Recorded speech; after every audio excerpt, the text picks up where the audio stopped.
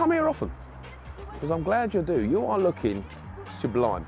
Thank you so much for coming back to episode 3, part 2. Unfortunately, we hit a few snags on the last episode, I'm sure you recall. Lots and lots of suspension components replenished.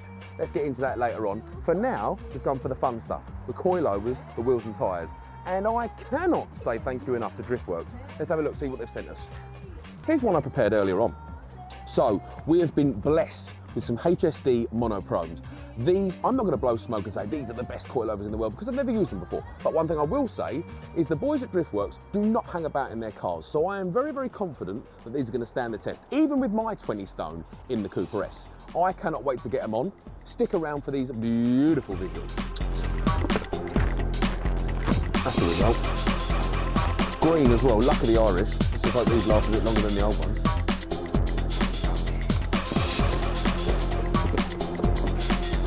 That's such a cool thing to look at, isn't they?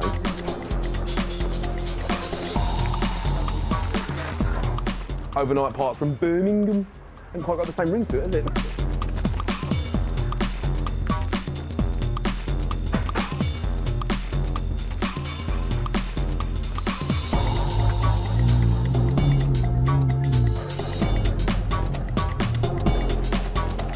It honestly feels like a new car already. Just for them bushes done.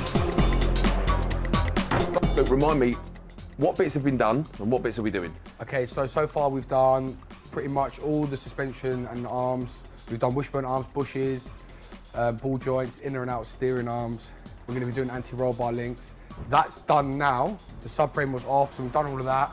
Now we're going to be installing the coilovers and then fitting the wheels and dialing in the alignment, so yeah. And that wheel bearing and all, wasn't it? Oh yeah, wheel bearing, totally forgot. It was such a big list. Cool, right, I'm gonna get out your way. Thank you so much. Could you, I know you're saying it's gonna be a pain in the ass because of the nature of the beast, but would you ordinarily wind it out of the hub, slide it out, slide it from the top mount, put the new one in? Yeah, usually, yeah.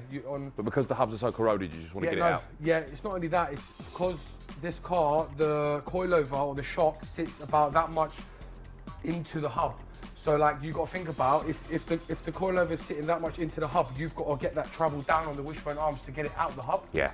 So instead of fighting, take it out. just take the whole thing out, put it on a bench or whatever, just pull it out, new one in. Makes sense. Happy days. Makes sense. Clean them. I'll clean them, you think? Confidence. Then he bought one of me white t-shirt. Well, Luke's right forearm is very strong. I wonder why. Right, it makes me laugh now. Go on. Come on. No. You know why? I thought it was going to be an hour's work. I've been spraying that since this morning. Ah, well done you.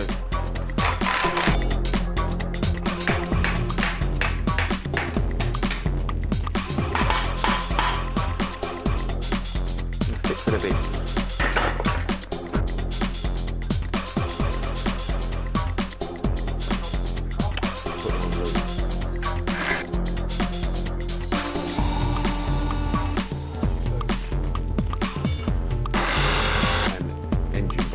Luke, what? Don't both of those alley collars need to be up to set the height? No, so what it is, these two collars, I've locked the spring from stopping it from moving. So basically, that's preload. So from factory, these coilovers come with preload set. So you don't really touch these unless you're corner weight balancing. And then they'll start like messing around with that. The bottom locking collar is your ride height. So if I start to spin, these need tightening, but once they're tight, I'll use this to turn this down, and that's your ride height. So the ride height goes through the hub. Oh, okay. Yeah, so we don't touch these. Like I said, preload is you should be able to just turn it with a little friction by hand. So that's perfectly fine. And yeah, that's it really, man. We'll just measure it up now, and then we'll just check the other side, and then put the wheels on and see how it sits. Cool. Basically, the wheels come with a 67mm internal centre bore, and every manufacturer changes the size. So they just make it as big as it can be, and then you space it down with the spigot. Just gives it a tight fit. To be fair, once the wheel bolts are on, it don't really do much, but I think it just makes putting them on easier, doesn't it? It does, it centres the wheels. Yeah. So like, you see this bolt tapered. if you don't have a spigot ring, you're relying on that taper to center your wheel.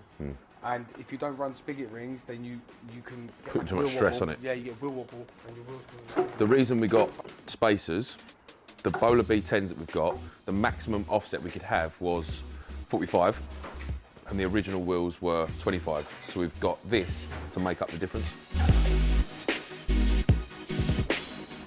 One portion of chips, please. But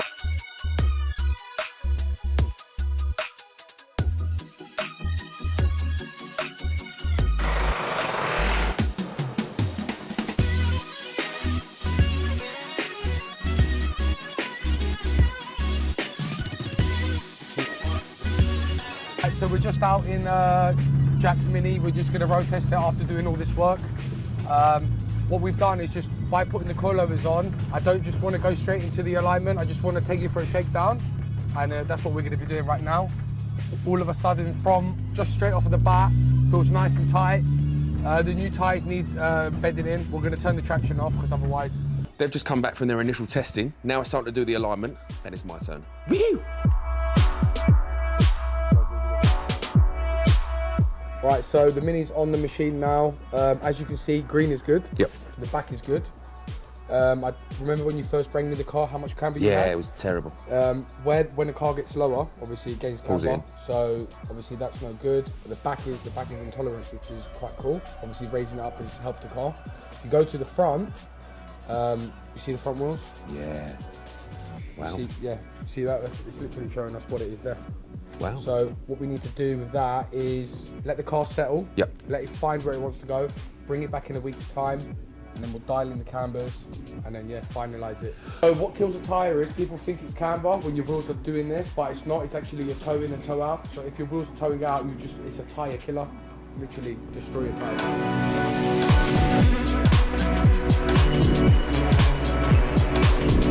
Green means go.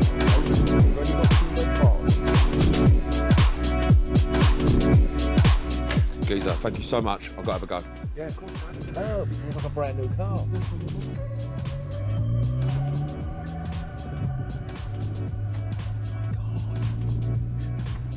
Oh my God. Geez, I can't believe what difference it's made. Thank you so much. Anytime, man. Obviously it's -4, so I didn't want to give it too much, but no, incredible. Thank you. Thank you. As for you lot, it's gone 12, so we're going to go to bed. We're going to catch up in the morning. We'll put the coilovers and the new tyres through some real paces, giving it... I'll see you then. Let's go.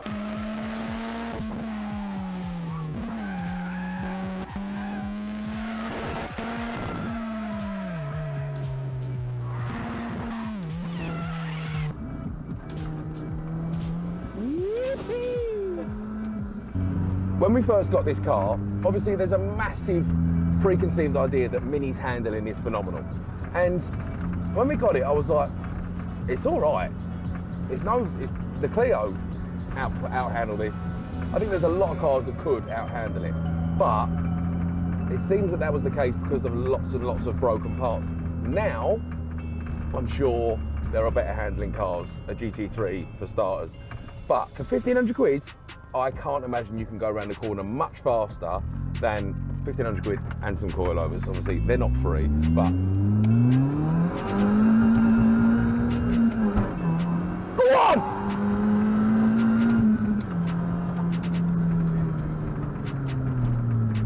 These NSR2s. Now, I know a few people in the comment section said, they're not great for winter. It's winter, they're pretty amazing. And I'm not calling you out, but they're more than enough for me. Maybe I'm just a naff driver. They're plenty sticky enough.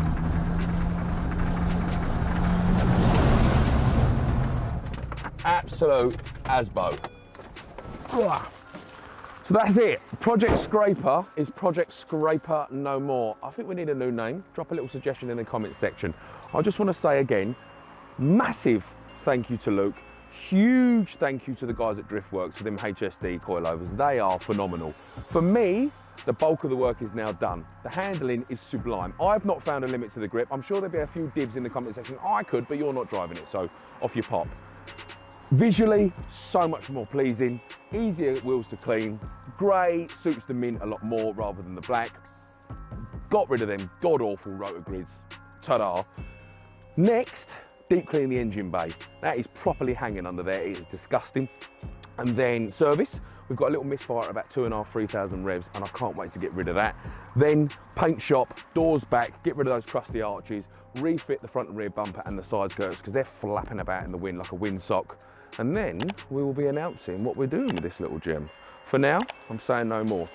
I love it.